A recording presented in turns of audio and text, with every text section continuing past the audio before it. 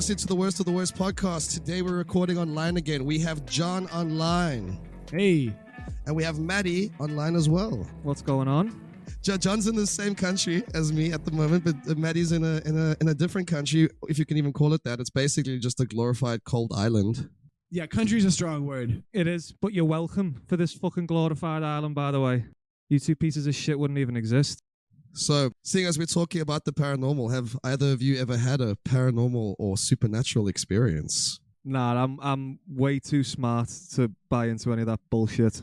I have not, though I have been a little bit more open-minded since I've come to Vietnam because everybody here believes in ghosts. Yeah, but if everybody believes in something stupid, that doesn't make it true. No, but you start to think that, like, maybe I'm missing something. Yeah. Right? I once, back when I was working at BTX, there was a house that I almost rented near Co-op Mart.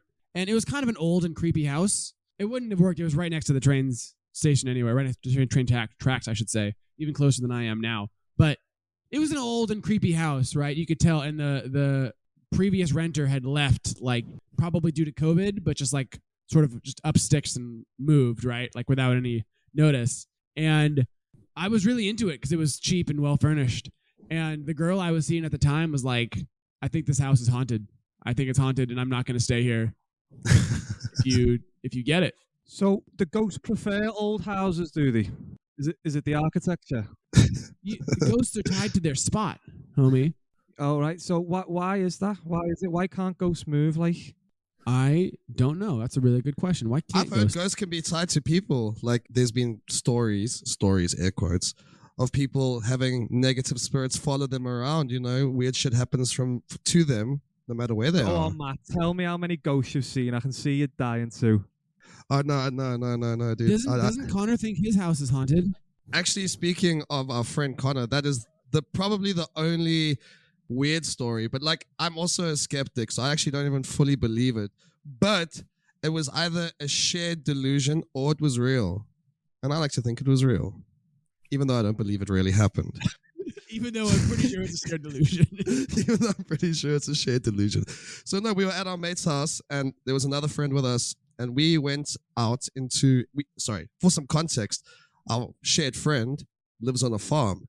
So we went out onto the farmland to go have a cigarette because we were too young to be smoking. So we were trying to hide the fact that we were smoking from our friend's parents. And we were facing the house just to like keep check to make sure that no one was coming out. And we saw our friend's mom come out the house and like stand with her hands on her hips looking at us like, oh, fuck, we've just been busted smoking at the age of 16 or whatever. But nothing really happened. So like we were watching her stand there and we we're like, she's acting fucking pretty weird. So we phoned our friend's brother and we're like, hey bro, don't you want to tell your mom to like come back inside the house so we can like leave and come back in ourselves and not get busted? And he replied and he was like, no, my mom's sitting on the couch next to me here. So my friend and I both see this fucking like silhouette of a person still standing there. We're like, holy Jesus, fuck, what's going on here? And like we stayed there and the silhouette stood there with its like hands on its hips, or from what I can remember. And I'll actually try get a verified like voice clip if I can so that I don't sound like a crazy person. But eventually we were just like, okay, let's go see what it is. And as we got closer, like the silhouette faded into nothingness, but we both saw it. It was a shared delusion, but we both saw it. You mean the intruder walked away? No, like the silhouette that was standing there with its hands on its hips was still there as we were walking towards it. But as we got closer, it like sort of faded away. It happened at night, so we couldn't really, it faded out of existence. It was at night. We couldn't really see what was going on. Mm-hmm. It was like a shadow, dude. Like, you know, when you're looking at someone in the distance, in the dark, like that's definitely a person, but I can't like. Definitely not a trick of the light. I don't know, dude. We were both quite paranoid and both pretty convinced it was our friend's mom. It could have been a trick of the light, but like. Were you both on watch for your friend's mum? Yes, we were. That's why, like, we went and tried to smoke as far away from the house as possible while still being in view of the house, so we could keep an eye. You were both pretty convinced it was her. That is odd. Well, you've done it for me now. I believe in ghosts. You know what? Good. Part of me does think that, like, in America, it's just a new country. Most people don't stay in one place for all that long. You know what I mean? If you go to other countries and all of a sudden, like, lots of people believe in ghosts. That's why China's got the most ghosts, because it's so old. Maybe it does, bro. Maybe it does. Oh God, I really don't know if I'm comfortable with this one coming out. But basically, I used to get home from school, shut the curtains, and masturbate quite often. No. And then I would put the curtains back as they were. Right? Now, my mother is a very house-proud person, very clean house. Yeah. And she would be straight, like, the curtains aren't quite right. They're not quite how I did it. And she convinced herself that we had a ghost that messed with her curtains. But it was just her randy little teenage son. Oh, her little pervert Matty boy. And you just let her continue with this delusion. You just let your mom think her house is haunted. Was I going to tell her the truth, bro? So to this day, she still believed it was a ghost. Like, you haven't come out to her yet. No, of course not, bro. Of course not. I never could. You don't think your mom had some suspicion that her teenage son happened to polish the rocket every now and then? The sun shines out of my ass, John. This is true. I've seen it. That's true. I've seen it. It does. Right. So does anyone wanna start their ghost spooky story? So what's your story, John? The Mary Celeste. Let me set the scene for you. Okay. Okay. So at about 1 p.m. on December 4th, 1872, a captain by the name of Morehouse, he's sailing on his ship. The name of the ship's not important. So he's sailing essentially towards Portugal. He's halfway between the Azores and Portugal. And he gets a report of a vessel kind of heading unsteadily towards his ship. And they're tracking the ship's movements, and it's moving erratically. The sails are set kind of funny. So Morehouse assumes something is wrong. They can't see anybody on deck, and they've tried to signal the ship. No replies. So he sends 2 guys to investigate. These 2 guys get on board the ship called the Mary Celeste. They could tell because the name is written on the stern. And there is nobody on the ship. Not a soul. The sails are partly set and in somewhat poor condition. Like there's damage to the ropes or whatever. The lifeboat is missing. But other than that, everything is normal. There's stocked full of food. Personal supplies are copious. There's nothing to indicate why this ship would have been completely abandoned. There is not a single trace of human life on board. No sign of struggle. No nothing. They did find there was some water in the ship, but not an alarming amount. For a ship of this size, it was pretty normal. And they found a sounding rod, which they could have used to determine, or they could use to try to figure out how much water the ship had taken on. But other than that, the ship is totally normal. A few of the captain's things I think were missing, but other than that, personal belongings still in the brig or whatever the fuck you call it. Food still there. Was this ship registered anywhere? Yes, it was. There was a whole thing about it. Let me see. Where was it? It was built in Nova Scotia. The ship existed. Like there was a whole, when they took it to Gibraltar, there was a whole like legal thing over the goods inside. There's a procedure for what to do if you come across a boat like this. Mm-hmm. Not a boat completely where everyone mysteriously vanishes, but a boat where the goods are yours to claim.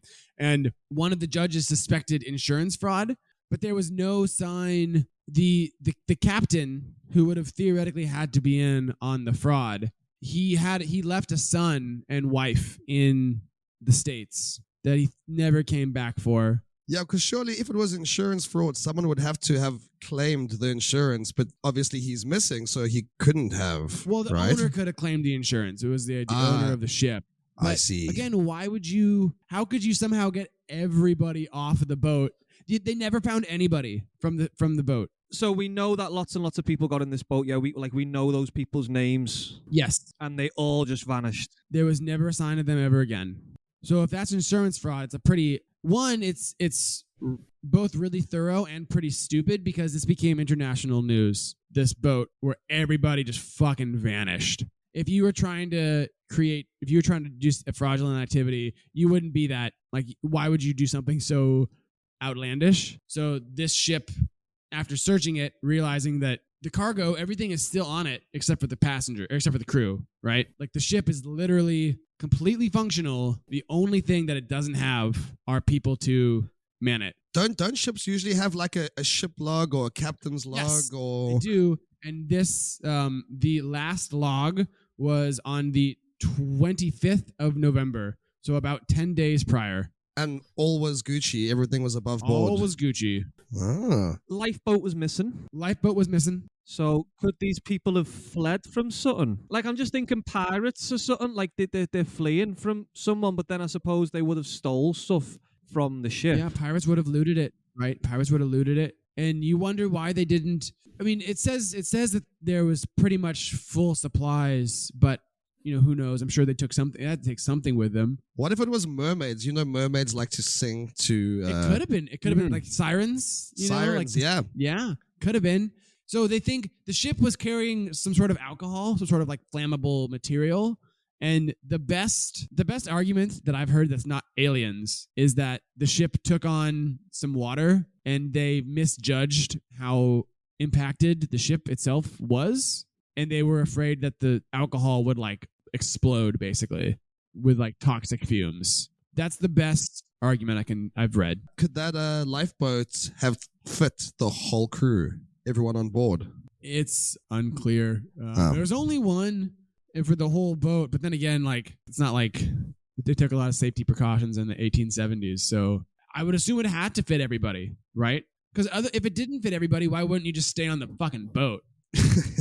You know what I mean? Are there any like supernatural theories or interesting theories aside from tax fraud or fleeing for their lives? I mean, alien abduction makes more sense than tax evasion. I don't know if I believe in aliens I do believe in aliens. I don't know if I believe in alien abductions, but they never found these people again. An alien abduction. Why them? That is the $1 million question. Maybe they saw something they weren't supposed to see. Ooh. They even 15 years ago, University College in London tried to figure it out. We still have no fucking clue. Has the ship been preserved? Do we still have it? So the ship, it carried on, but it was considered a cursed ship. Like people, it made news actually when it would stop at ports. Like its third captain died prematurely. Like they had 3 captains in a row, including this one who mysteriously vanished. So this ship has an experience, a history, you could say. It was considered cursed. And I believe they just scuttled it eventually because of the curse. Yeah, people didn't fucking want it. People didn't want it. Nobody wanted to own it or to sail on it. Like, what do you? You know, it's like a haunted house, right? Nobody wants to touch it. See, I think if that was today, I think a lot of people would want it. I'd want that shit. Yeah, dude. Fuck yeah, that's dope as fuck. What if it was just the captain and he fucked off on his lifeboat? The rational part of me thinks that they really seriously misjudged. Something happened and the boat ended up taking a little bit of damage and they misjudged the severity of it. And because they must have left in a hurry. That's why they didn't take their stuff. They must have thought, I mean, they were carrying flammable cargo. So my thought is that they must have had a reasonable suspicion that everything was going to fucking blow up and their odds were better just out at sea. What if it was pirates? Ghost pirates? Ghost pirates. And obviously we've never recovered any bodies, yeah.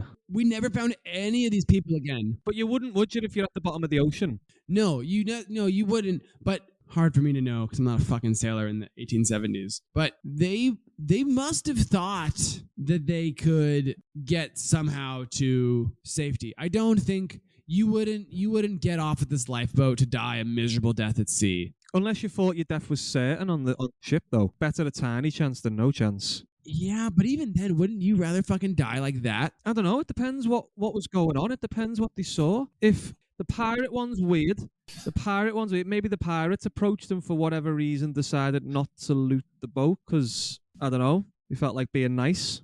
Like the pirates thing just doesn't, unless they're ghost pirates, it doesn't add up. They didn't take anything, right? I saw a theory it could have been a giant squid. Could have been a giant squid. Well, see, the people had to die. The other thought is somebody came along and was like, "Hey, you guys are all getting paid. You're making dick money. Come on my boat.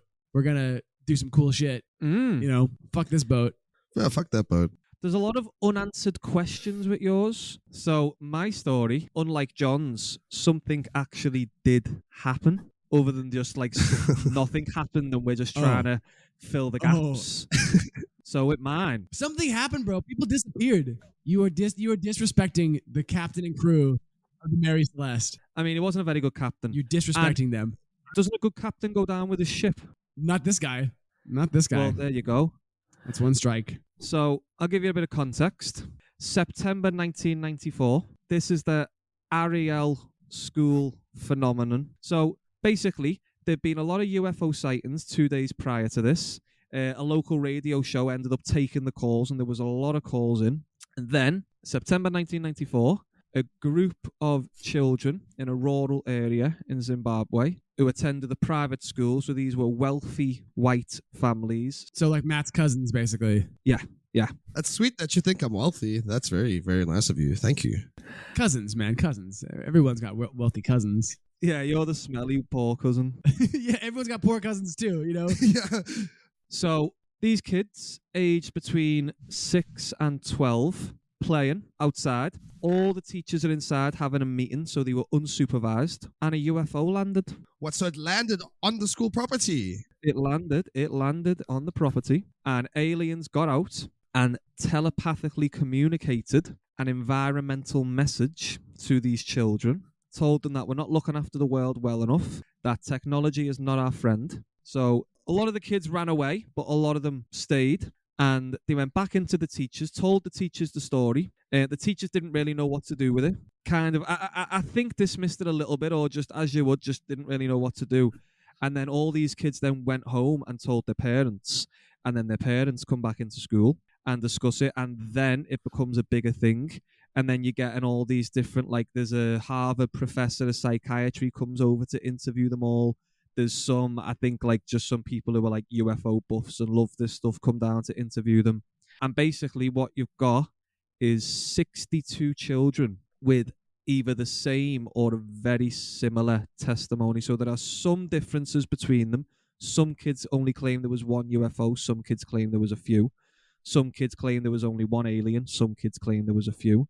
But aside from that, there's a fairly consistent So they're not getting story. consistent. Oh, wait a minute. How they saw one or two ships, 1 or 4 aliens? That doesn't sound consistent to me. The consistent message was the aliens landed, the UFO landed, they got out, they telepathically communicated an environmental message. Now, 62 is a lot of kids. 62 is a lot of kids to all be saying this happened. And even to this day, I believe most, I'm not sure if all, I haven't looked into it that much, but I believe most of them still maintain that this did happen. And they're just young children. Did they have a description of what the aliens looked like? Was it your typical green man? Was it... They have drawings if you were to Google it. What you'll get, because what these psychiatrists asked the kids to do was to draw what happened. And again, drawings were very similar. Conventional looking aliens, picture alien, that's what it is. You know what I mean? Big heads, all of that stuff. UFOs, big spinning discs. So these aliens look like aliens from the movies. That's a little odd, isn't it? No, I think obviously these aliens are real, UFOs are real, and TV's had to respond. So they just happen to look really similar to the Hollywood portrayal of aliens. Now, the reason why this one interests me, right, is because kids are bad liars. For all of these kids to testify the same thing. But they didn't testify the same thing, though. Some of them said there was more than one alien. Some of them said there was only one. But some of them might have only seen one. Some of them got the bigger picture. I don't know. But my point is, kids are not good liars. Kids, I don't think, would have a strong motivation to get together and, you know, just completely make something up for, for the kind of purposes that you think adults might do that thing, you know, exposure, money, whatever it is. Kids aren't thinking that way. And what's being recorded by a lot of the reporters, a lot of the psychiatrists who went there is that, like, these kids were genuinely shaken. And it was the kind of thing that you just couldn't really imitate. Like something must have happened to these kids. Yeah, so I agree that something must have happened where the kids definitely had something to report, but I've seen that footage, and correct me if I'm wrong, I've seen it a while ago, but weren't the interviewers asking quite leading questions? And kids are very easily susceptible. So, like, they were asking questions like, what did you see? You saw an alien, right? It was a green alien, right? What color was it? Was it green? What color was the ship? It was silver, right? Was it silver? Like, and the kids are like, yeah, silver, green alien. Yeah. I thought they interviewed the kids in groups. They interviewed them in groups, and they're still not consistent. Because you're right, kids are bad liars. Look, the guy who interviewed them did come under a little bit of investigation for his leading questions. Oh, sure he did. But Harvard looked into it. They kept him on board. They said he's still an important member of the faculty. You know, Harvard, respected institution. They said this guy's okay. So, okay, this is the same argument for aliens abducting the crew members of the Mary Celeste. If you are a race of your species of hyper intelligent beings, which you would have to be able to make it all the way to Earth from wherever the fuck you are, you gotta be hyper intelligent, right? Like we're probably just like ants to them. So you're this hyper intelligent being, and you're like, you know what? Let's go talk to some school children in rural Zimbabwe. That's what's going to get our message out. I don't know why they wouldn't go to Zimbabwe. I mean, what are you suggesting? Are you suggesting that Zimbabwean people are stupid? Are you suggesting that it's not, as important as anywhere else? This is a school in the middle of nowhere in Zimbabwe, even for Zimbabwe. Kids of the future, what's the point in telepathically communicating this to a bunch of adults? They're already fucked. These were wealthy kids in Zimbabwe, future leaders of Africa. That's exactly who we need to be talking to. What if it was just like a guerrilla environmental activist group that just decided to bombard a school dressed as aliens and, I don't know, preach their message? Because something must have happened. For all these kids to have a similar story, something must have happened. They didn't just come up with them, all 60 of them. They're not smart enough to do that. I bet you they were already primed because of all these sightings that had happened. They were already primed, right? Probably talking about it. Oh, I saw an alien yesterday. Nuh-uh. Yeah, I did see an alien. It was, you know what I mean, like stupid fucking kid shit. And then, I don't know, maybe something is moving in the trees far away, and they're like, look, there's lots of weird shit in Africa. Matt, back me up. They could have seen anything. They could have seen anything, dude. It's not like England, Matty. It's not just like flat expanse. We have jungles. Yeah. We have grasslands. It could have been the Tokoloshi. I think that was one of the theories at the time, that it was the Tokoloshi. Was it? There was just a group of Tokoloshis came to preach the environmental message. Yeah. Yeah, I think it may have been the Tokoloshi. Oh yeah, it is on here on Wikipedia. So that actually the Tokoloshi seems more credible to me than aliens. So for context, the Tokoloshi is just like an African folklore creature that, I don't know, climbs onto your bed and harasses you. So a lot of Africans put bricks under their beds because then the Tokoloshi can't climb onto it. So maybe it was the Tokoloshi, dude. Maybe they do have aircraft. Maybe, but the kids saw an alien. The kids saw a UFO. I'm just saying, if I'm a hyper intelligent alien, I don't go to a random ass little school in Zimbabwe. We can't assume that okay, these aliens are hyper intelligent and they have the ability to travel to our planet, but does that necessarily mean that they understand us and know where to land and know how to communicate with us in the best way? I think you'd have to assume that an intelligent species of aliens would have spent some time observing first before making contact. I mean, they flew around for 2 days. They did. You're right. They did fly around for 2 days. They were observing. And they were like, we're going to speak to the kids. Find me the best, most prestigious private school. The best private school that Zimbabwe has to offer. And we'll go and have a word and tell them about what we're doing to the environment's wrong. How will a 6-year-old even understand that we have an environmental problem? I find it hard to believe that the 6-year-olds were in tune with the fact that there've been sightings, the issue with environmentalism.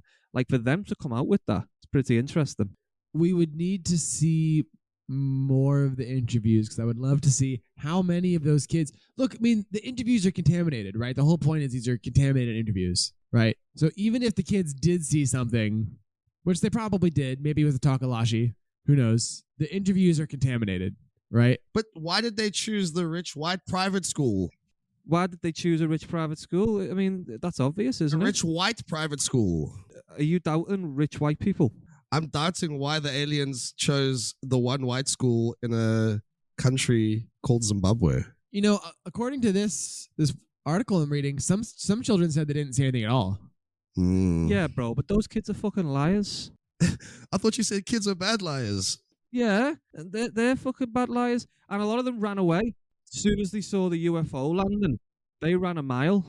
Whereas the brave ones, they stuck around to see what was going on. I think these kids are they were primed because of the alien sightings that had happened for the previous week, right? They're already primed. But just to side with Matty here, just for a second, something must have happened. Like, I do not think 62 kids could orchestrate a lie of this magnitude. So what do you think happened, if not an alien visitation? I think it was an alien visitation. But if not, John, let's be realistic about this. What could have happened? What if the aliens what if the Zimbabwean school children saw angels? Do you think angels would need a spacecraft to travel, though? Wouldn't they just have, like, superpowers? Yeah, they'd just turn up, wouldn't they? Yeah. Yeah, and angels don't give a fuck about the environment. Angels notoriously not environmentally friendly. Angels are Tories. Yeah, God just flood this whole planet. I don't give a shit. Flood it. I'll make it again. I don't care. Yeah, exactly. Whatever. The fact that no adults can verify, it makes me. The easiest fucking thing to think of honestly, the easiest way for me to justify this, it's just mass hysteria. These are stupid kids, because kids are stupid. Yeah, dumb fuckers. Yeah, kids are fucking dumb. You know it. All of our listeners know it. Kids are dumb. They've been primed. They're probably talking about it in the yard. Have we considered the possibility that because this happened in Africa, it was just like a brain parasite, and these kids are all just mentally deficient?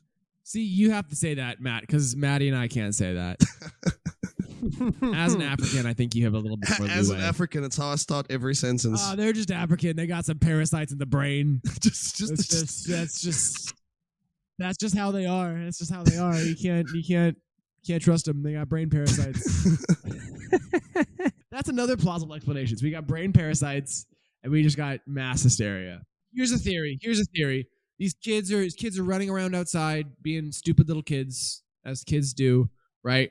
They're talking about aliens because they've been primed to talk about aliens, right? Some drunk guy stumbles out of the bush, right? He's just speaking gibberish. It's nonsense. These kids are terrified of this guy, right? But they think it's an alien because they're fucking stupid. We're talking about 6 and 12-year-olds, right? That age range, that's a dumb age range. You could have, those are the stupidest of the kids. Yeah, but at least with my story, like your story, it's like, oh, okay, there's a boat. There's no one left on it. We don't know what happened here. It's difficult to explain. And then we're making this huge leap of faith and saying, well, maybe it was something paranormal. At least with mine, we've actually got something and we have to disprove it. Like yours is just a load of people who really want aliens to be real, jumping on like this is probably aliens, you know. So your story is like 30 kids in a fucking school. 62 lied. 62. It's a lot of kids. Their interviews are tampered, bro. If it was an illegal system, you would throw out all those interviews because they've been tampered with. These kids were shaken up. These kids were confused and scared, and kids can't imitate that stuff. Yeah, you fucking look at a kid funny, and he'll get shaken up. I know you could do it. You look at a kid funny, he'll get shaken up. So, okay, Matt, what's your story? Okay, so let me set the scene. Right, so it's 1992, and you just bought this 500-acre property in the Uinta Basin in Utah. Now, John, you were alive at that time. Can you set the scene of what Utah would have looked like in 1992? Utah's beautiful, man. Utah's it's a desert. Mostly, it's gorgeous. Honestly, the Mormons got the last laugh. If you are ever in America, I highly recommend Utah. It's beautiful. So is this when you were in real estate, John, 1992? Yeah, I was in real estate. My first divorce was just finalized, so I was living. I was on the up and up at that time. I was on the up and up. No, the 90s were a good time for you. The early 90s were pretty good until I lost my leg. So now you've bought this massive property, and you're quite happy. You want to settle down with your family, and things are going well. Shortly after you move there, you're taking a look out at the livestock pen. And there's a wolf that's trying to grab a cattle, a little baby calf, by its neck and pull it through the gate. And, it's quite far away. So you're like, whoa, let me get this wolf out of here. Wolves aren't good for my farm. And you get closer. And this is just a giant, big fuck off wolf, like a wolf 3 times the size of a normal wolf. So, like any logical American, what do? You take a gun to it and you try shoot it. You couldn't do that in Liverpool, could you, Matty? So now you shoot this wolf, but now this wolf isn't reacting. So you tell your son, oh, go get the bigger gun. And now you get the bigger gun and you shoot this wolf again. It sort of reacts, doesn't die. Now this is a big fucking gun. So you're like, whoa, okay, this is kind of weird. So now this is the first strange thing that's happened. You've seen a big fuck off wolf. But I mean, not the end of the world. So essentially, this is like a super wolf. It's basically a super wolf, but it gets weirder. So now stranger shit starts happening. So you start getting visitors over to your brand new sexy 500-acre ranch. And your visitors start seeing shit too. They see things like unidentifiable beasts in the woods. So you'd look out into the woods and there'd be like creatures roaming through. You would see unexplainable lights and sources in the sky, like aircraft in the sky. Animals would die in grotesque ways. So like the dogs would be incinerated overnight and their charred remains would be found by the owners. And obviously a common theme with UFOs, cattle mutilation. Cattle would be found like surgically murdered with their heads and genitals cut off. Disemboweled. Their insides would be like with precision removed and there'd be like no blood traces, no evidence of like coyotes or a predator. Now this shit was happening all the time. So now you're pretty scared. So you do the logical thing and now you sell this ranch again. And this is Skinwalker Ranch. Have you guys heard of this? I had not until you mentioned it. So Skinwalker Ranch is basically Ute land, so Native American land, right? But the Navajo tribe and the Ute tribe had a very contentious relationship. The Navajo tribe used to keep the Utes as slaves. So there was a dispute over territory. And the Navajo tribe cursed the Ute land with skinwalkers. And now skinwalkers are basically witches, malevolent witches that are able to shapeshift into wolves and other creatures. And Ute land has been plagued with skinwalkers ever since. Wait, ever since? So what's going on with Skinwalker Ranch now? So Skinwalker Ranch was bought from the Sherman family by a millionaire named Robert Bigelow because they spoke to the press and they told the press about what was going on their farm. And this millionaire saw what was going on. And he's like, I need that ranch. I'm going to buy that ranch because he was into the paranormal. So he bought this ranch for like something $200,000, I believe it was at the time. And he set up a scientific research point at the ranch called NIDS, the National Institute of Discovery Science, so that he could research all this paranormal phenomena that was going on at the ranch.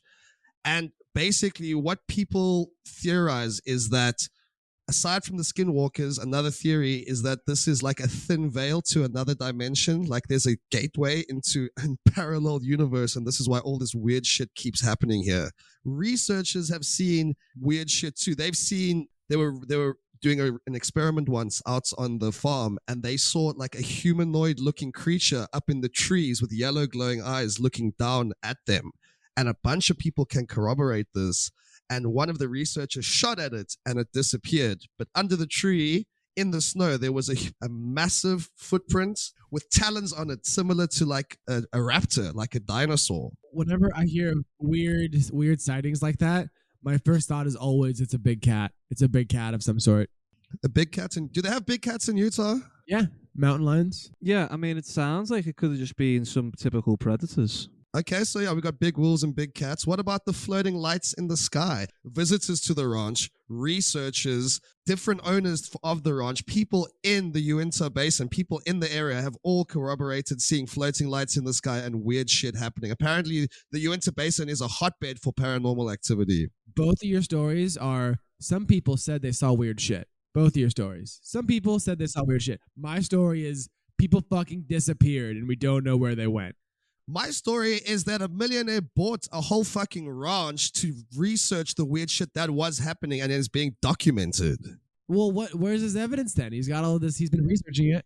Well, you know what? As ghost stories go, ghosts make technology go a little bit funky. Technology fucks out around ghosts. So we can't keep the evidence, John. Think, bro, think. Some weird, unexplainable stuff has happened. So then this millionaire's turned up, set up a research center. Don't you think he'd have found us something a bit more concrete by now?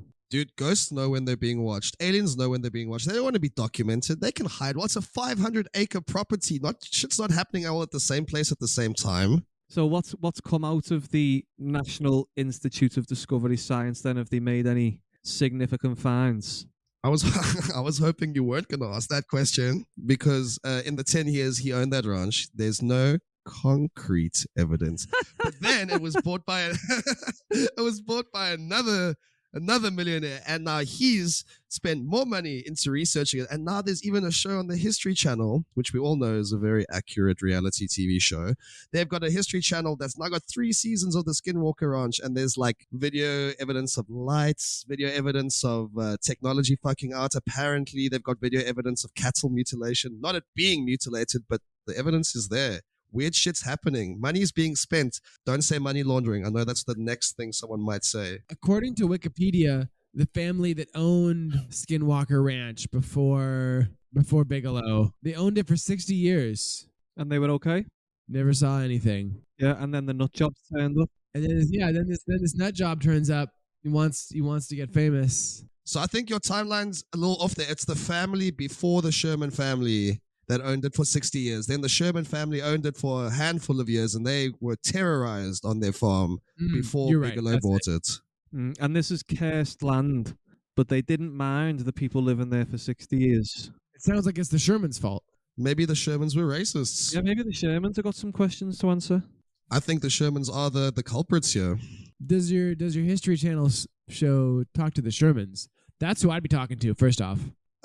Look, I'll try to watch one episode and the show is trash. The show is absolutely trash. So the Skinwalker Ranch started with a wolf that was quite big. Quite big, indeed. But it also started like that Uinta Basin where the Skinwalker Ranch is located is apparently a hotbed for paranormal activity. Like everyone in the area has a story or an encounter that they can share about something crazy that's gone down in the area. It's just the Navajo or the Ute tribes that live in the area don't even acknowledge that the ranch exists. Apparently, they interview the local tribes, and the local tribes stay the fuck away from that ranch because they believe it's cursed. They don't believe it's a good place to be. When they look at it, they don't acknowledge it's there because if they acknowledge it, they invite the Skinwalker into their lives. So what would you attribute cattle mutilation to?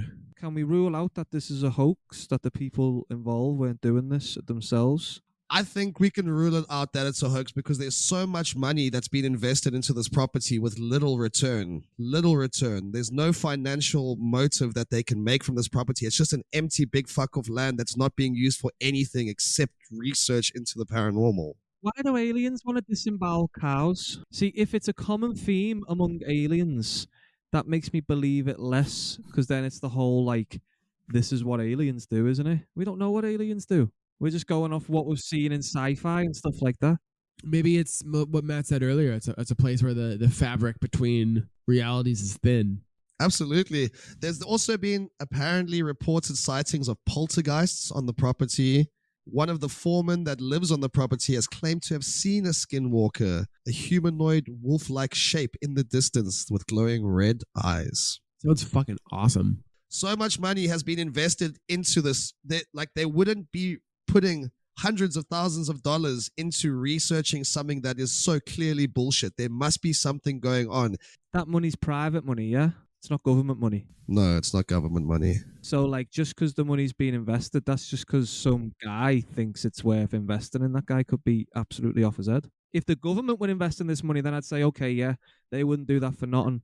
But just some rich fella. Robert Bigelow, the first guy to invest in the property, when he eventually sold Skinwalker Ranch, the government invested in his future venture, which was aerospace. He's interested in the greater beyond, and the government has invested in him. They don't think he's a whack job. They trust him enough to invest their money into his future endeavors. So a crazy rich person invested money in his crazy theory. Into a valid theory. Lots of his crazy money.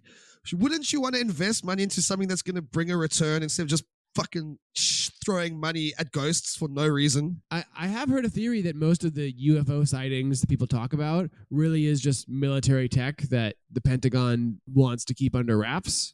Do you remember in the last year or so, the Pentagon released a bunch of UFO footage that they were like, we don't know what this is. Yes. But here, take a look at what we found. This wasn't us. We're not saying it's aliens, but we did not do this. That stuff is nuts. That stuff is really crazy because you do see those pilots who have flown for thousands of hours and have seen everything, and they're like, "What the fuck is that?" That is nuts. Which of our stories is the worst in the sense that it is least likely to have been involved with some dodgy or supernatural element? John's. If you like what we do, the best way to help us out is by sharing, liking, leaving reviews, tell a friend. We really appreciate it. You can get in touch with us on Facebook and Instagram at Worst of the Worst Podcast or on Twitter at Worst of Worst Pod. Alternatively, shoot us an email at worstoftheworstpod@gmail.com. Until next time.